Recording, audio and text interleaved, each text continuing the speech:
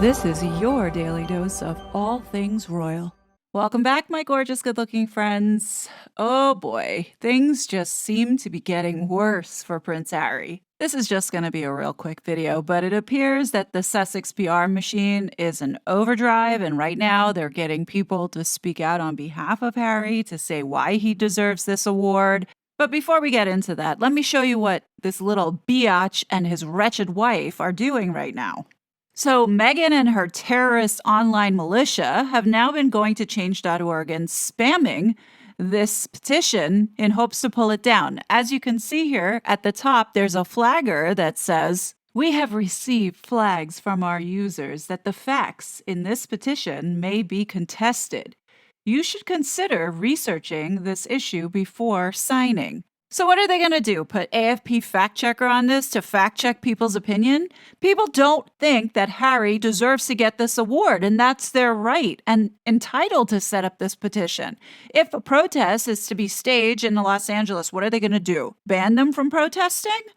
Seriously, enough with these tech giants dictating how we should think, what we should feel. If our opinion is not the right opinion, then it doesn't get heard. This is absolute bullshit. One thing that we need to get back to and remember is that these platforms need people for it to operate and make money. So hear me out. I see paper making a big comeback because you know what? If they're going to ban this petition, then you know what? People need to start taking pen to paper, writing a letter, and mailing it. Better yet, stand outside the ESPN office with a sign and boycott it. If we're really serious about stopping this. But this is like beyond ridiculous. The fact that they're putting this flagger on it, there is a connection to Meghan and Harry and change.org. So I would not be surprised if they were responsible for getting this flagger put on this petition. Y'all remember Meghan's bestie, Tristan Harris from the Center of Humane Tech? Well, this socialist is the CEO of this organization, and guess who he has on his board of directors? That would be Ben Rattray. He's the founder and CEO of change.org. Now, why this little fun fact comes to my head so quickly? It's because they were suppressing my petition back in November of 2021. It took months to get to 5,000 signatures. Let me read to you why I put this petition up. I write, back in 2021, "Our First Amendment rights are under attack by a non-U.S. citizen, and his name is Prince Harry from the UK. He is using his noble status to interfere with our free speech. It appears that Prince Harry assumes his family's power and wealth entitles him to manipulate the U.S. media in efforts to censor people online who disagree with his wife's propaganda. This couple has been proven to have lied to the public on numerous occasions, but has the support of the major media outlets to suppress anything that does not align with their agendas. Meghan and Harry have been creating false narratives and spreading misinformation. For the safety of the American people, the U.S. government must investigate Prince Harry's online behavior if he is boldly asserting that he knew about a coup the day before January 6th event at the Capitol. We should not excuse him from the possibility of having involvement in gaslighting people under fake social media accounts, contributing to the disruption and misinformation being spread in order to support his position to censor the internet as a humanitarian crisis, especially since he and his wife are guilty of spreading misinformation themselves that has caused damage to people, notably his family and his wife's family. We are asking for equality and requesting Prince Harry's special visa be removed as he was given it based on his title and not for any special talent or contribution. This non-U.S. citizen is causing divisiveness in the United States and insulting our constitutional rights, specifically the First Amendment. This non-U.S. citizen has been given opportunities like a job in corporate America with BetterUp that should have been available to one of the many unemployed Americans who have the proper experience and qualifications. He should not be granted special privilege because he has a noble title. We fought a war for our freedoms and opportunities, and for it to be disrespected by this foreigner is not right. The people that have signed this petition strongly feels that this is dangerous with Prince Harry's propaganda being forced and democracy being silenced. He is a super spreader of misinformation and lies. He has no business putting together an action plan to beat fake news with a group of powerful people who are trying to censor free speech. Please void Harry's visa and deport him back to the UK. Thank you. You see, this petition is still live right now. And it was the dumbest thing for Meghan's goons to go off and spam the other petition.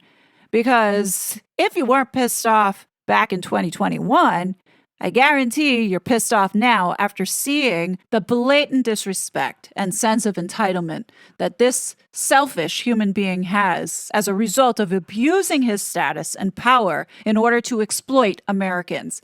If you had enough of this abuse, please go ahead and sign this now, because what's going to happen if I get to 50,000 signatures, or even better, 100,000 signatures, I will send this to the Heritage Foundation to include this in their court case, demanding the American people know about what's in Harry's visa. This is a foreign prince on U.S. soil who's undermining our government and constitution, and we need to defend it. I will put the link below. If you've had enough of this, please go ahead and sign it. Continuing on. So back to this damage control that's being done by the Sussex PR machine. So TMZ and other news outlets have come forward saying that past recipients now are speaking out, supporting this decision of giving Prince Harry this award. And it's just like they're digging themselves into a deeper hole. So today they had Jake Wood now come out and talk on behalf of Harry. Now, he was a 2018 winner of this Pat Tillman Award, but if you saw the video that I did 2 days ago, then you would know that I highlighted Jake Wood and his affiliation with the Harkles, particularly with Archwell.